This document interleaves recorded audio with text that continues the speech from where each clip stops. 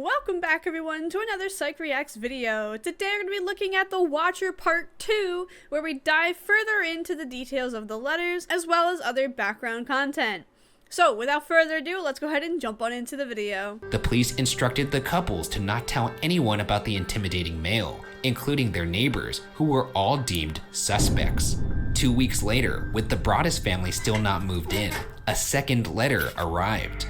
Disturbingly, this message contained more details about the new owners, including their name, though misspelled, and their children's birth order and nicknames. The author also referenced seeing their daughter painting on an easel in an enclosed porch space, asking, quote, "Is she the artist in the family?" So the Watcher starts to get a little bit more personal with these letters. They start to mention the children's names, the children's nicknames, and the birth order of their children. Now, how could somebody find this out? Now there's two options here. One being the fact that he looked up the family's names. Now he might have been in the street, he might have been across the street, he might have been somewhere close by in order to hear the names of the buyers. The second option being the fact that it's possible he bugged the house. Now, when somebody goes to buy a house, they typically go to look around. You know, they check out the house, check the rooms, they go and see a viewing of the home. Was the Watcher recording their conversations with little microphones being placed in the house somewhere? Now, I don't fully know if the house was actually ever searched, which it probably should have been if it hasn't been. But if you do know, let me know down in the comments below. However, how does he know the birth order as well as the nicknames of the children? This is where it starts to get a little bit tricky, right? Obviously, online, you're most likely not going to have your nickname be on a website. Maybe on social media. If you look people up on social media, you could possibly find their nickname. However, the chances are slim to none, unless this is something they go by daily. The other option would be the idea that the Watcher has either heard them say their nicknames, like calling out to their children from the house who were playing in the yard maybe, and the Watcher heard the nicknames.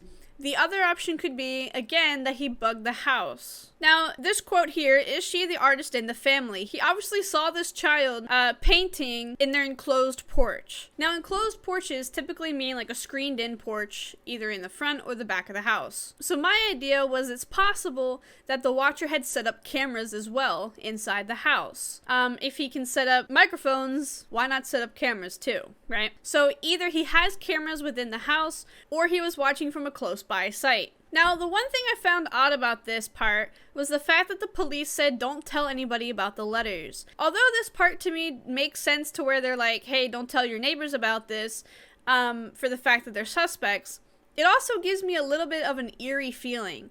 Is the police in on this? Obviously, the Watcher has been active for multiple years, considering it was passed down from family member to family member. However, just something to get you a little bit thinking. Are the police in on this? Let me know what you think below. Other parts read, quote, "It has been years and years since the young blood ruled the hallways of the house. Have you found all of the secrets it holds yet?" It has been years and years since the young blood ruled the hallways of the house. Now, I believe he is saying that the Woods family, the people who owned the house previously, I believe that they didn't have any children, and if they did, maybe they didn't come around, maybe they were older or something like that. Therefore, young blood ruled the hallways of the house. Therefore, there is no young blood to do so, right? Have you found all of the secrets it holds yet? What is he talking about here? Are there secret hallways? Are there secret rooms in the house? How does he know so much about this house? You can only do so much by watching a house, right?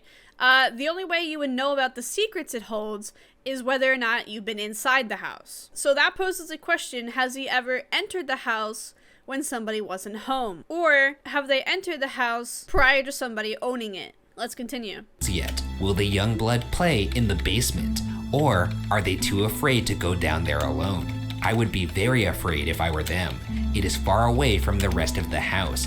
If you were upstairs, you would never hear them scream. Will the young blood play in the basement? Now, he refers to the children as young blood. One thing to point out here is that young blood refers to young, inexperienced people, typically children. Young blood is also derived from African American culture, so it deems the question of, is the family of the Watcher African American? Or is this a term that this person just picked up from reading and believes it to be like, oh yeah, I'm gonna go with that one. I don't know. Now the Watcher also says, I would be very afraid if I were them. Why? What is it that he is so afraid of about this house? Does he watch it because he believes there are special powers in this house? Or does he believe that this house is an entity? Does he actually believe that this house is not an inanimate object? He speaks as though the house is a living, breathing thing. Now, another weird feeling that you get from this letter is if you were upstairs, you would never hear them scream. It is far away from the rest of the house. Again, how does he know that? This leads me to believe that he has been inside the house. Now, if he has actually bugged the house, then he would have had to have been inside the house, right? So once again, I'm led to believe that he's actually been inside this building and knows it quite well. Will they sleep in the attic? Or will you all sleep on the second floor? Who has the bedrooms facing the street? I'll know as soon as you move in. It will help me to know who is in which bedroom. Then I can plan better. Okay, so now he wants to know where the children will sleep. Why does he need to know this? Is he planning on murdering them? Is he planning on filling the house with the young blood? Even though he asks, obviously the family's not going to answer, right? But he says, I'll know as soon as you move in. So once again, there's another underlying threat of, I'm going to find out where your children sleep. So you might as well help me and just tell me, right? Then I can plan better. What is he planning for? Now, previously, he says that there has been previous watchers of the house. And to my knowledge, there hasn't been any murders. So, was he planning on murdering this family if they moved in?